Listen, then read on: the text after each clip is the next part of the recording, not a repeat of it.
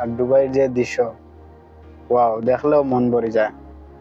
কষ্ট করি তাতে কি হয়েছে, মাস শেষ হইলে তো টাকা পয়সা ইনকাম করি, আর এই টাকাগুলা তো তাকেও না।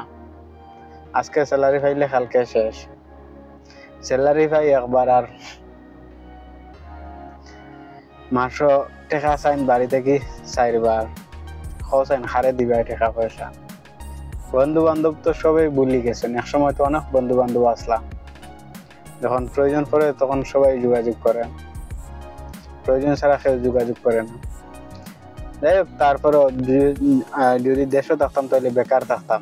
এখন তো আর দেশও নাই, পরিশ্রম করলাম, টাকা পয়সা ইনকাম করলাম, দিন হাল বাল্লাও যারা আলহামদুলিল্লাহ। বেকার তাই আমার লগর যারা আছেন তারা দেশে এখনো বেকার, আমি তো আর বেকার না।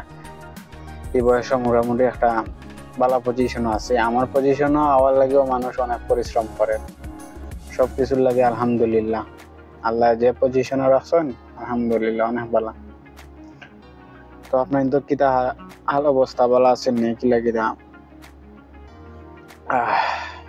আর বর্তমানে যে পরিস্থিতির মাঝে আছি সবকিছুর লাগে আলহামদুলিল্লাহ, দিনকাল তো খুব ভালো যায়। যেবার চাই ওবার খালি সুন্দর সুন্দর জায়গা দেখি, সুন্দর সুন্দর বিল্ডিং দেখি, কত না ভালো লাগে।